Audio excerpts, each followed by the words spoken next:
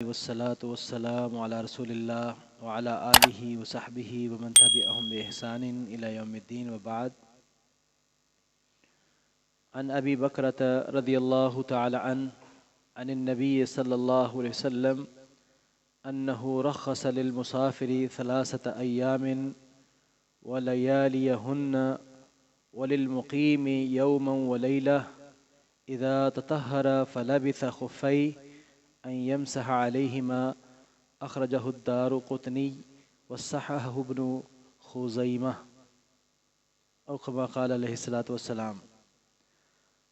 یہ حدیث دارقطنی اور صحیح ابن خزیمہ میں ہے اور اس حدیث کے راوی ہیں ابو بکر رضی اللہ تعالی عنہ، اور یہ حدیث موضوع کے اوپر مسح کتنی دیر تک کیا جا سکتا ہے اس کے متعلق ہے.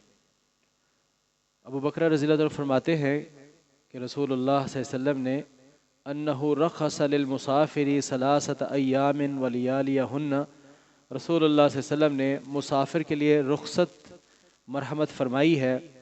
کتنے دن؟ 3 3 دن، ولیالیہن اور ان 3 دنوں کی 3 راتیں. یعنی مسافر جو ہے وہ اپنے موضوع کے اوپر مسح کر سکتے ہیں 3 دن اور 3 راتوں تک. وللمقیم، اور جو مقیم ہے یعنی مسافر نہیں ہے اپنے گھر پر ہی ہے، تو اس کے لیے رسول اللہ صلی اللہ علیہ وسلم نے رخصت دی ہے یومن ولیلتن، 1 دن اور 1 رات. اذا تطہر، کہ جب وہ اس حالت میں موزے پہنے کہ اذا تطہر، جب وہ طہارت حاصل کر لے یعنی وضو کر لے، فلبس خفیہ، اور وضو کرنے کے بعد وہ اپنے موزوں کو پہنے، تو اس کے بعد وہ ان یمسح علیہما، ان موضوع کے اوپر مسح کر سکتا ہے. حدیث کا مفہوم واضح ہے، لیکن میں ان الفاظ کو دوبارہ سے ایک بار دہرا دیتا ہوں کہ رسول اللہ صلی اللہ علیہ وسلم نے مسافر کے لیے مسح کرنے کی اجازت دی ہے 3 دن اور 3 راتیں. اس کے اندر کوئی سردی کا ہونا شرط نہیں قرار دیا گیا.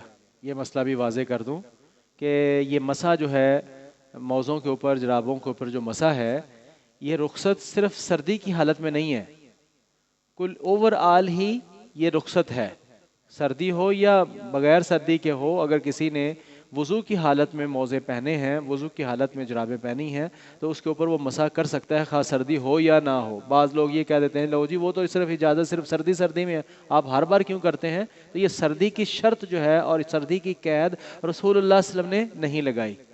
تو بہرحال اگر کوئی شخص حالت سفر میں ہے تو وہ اس میں 3 دن اور 3 راتیں جو ہے اس کے اوپر مسح کر سکتا ہے. لیکن اس صورت میں ایک چیز کا خیال رکھنا چاہیے کہ وہ جب واش روم میں جائے گا یا اس طرح سے اپنی قضائے حاجت کے لیے جائے گا تو اس کو ایسا جوتا پہننا چاہیے کہ جس کے ساتھ چھینٹیں نہ پڑیں، موزوں کے اوپر چھینٹیں نہ پڑی ہوئی ہوں. تو ایسا یعنی بند شوز ہوں گے تو پھر ہی وہ چھینٹوں سے بچے گا، ادروائز تو پتہ نہیں چلے گا کہ اس کے اوپر چھینٹیں پڑی ہیں یا نہیں پڑی. تو جوتا بھی پھر اس کا ایسا ہو کہ وہ چھینٹوں سے محفوظ ہو، کیونکہ پلیدگی سے محفوظ ہو. تو مسح تو جائز ہے، لیکن یہ نہیں کہ پلیدگی بھی پڑی جائے تو وہ پھر بھی کام چلے گا، ایسا نہیں ہے. تو بہرحال 3 دن اور 3 راتیں جو ہے وہ مسافر جو ہے مسح کر سکتا ہے، اور جو مقیم ہے وہ 1 دن اور 1 رات. اب 1 دن اور 1 رات 24 گھنٹے کے اندر جتنی بھی نمازیں نوافل آتے ہیں وہ سارے کے سارے اس کے اندر جو ہیں وہ ادا کیے جا سکتے ہیں. لیکن اگر کسی نے وضو کیا، اس نے موزے پہن لیے یا جرابیں پہن لی، اور اس کے بعد پھر اس نے ان جرابوں کو اتار دیا اور اس کا جو ہے وہ وضو جاتا رہے گا. اس نے ان اپنے موزوں کو اتار دیا تو پھر اس کا وہ جو ہے وضو وہ ختم ہو جائے گا. وہ وضو کہ جو اس نے مسح کے والا وضو کیا ہے، اگر وضو کر کے اس نے موزے پہنے ہیں تو پھر اگر اس کا وضو قائم ہے تو وہ جرابیں اتارے بھی پہنے بھی پھر تو وضو نہیں ٹوٹتا. اگر اس نے وضو کی حالت میں موزے پہنے ہیں تو پھر وہ اگر موزوں کو اتار بھی دے، ابھی پہلے والا وضو قائم ہی ہے، تو پھر اس سے وضو نہیں ٹوٹا.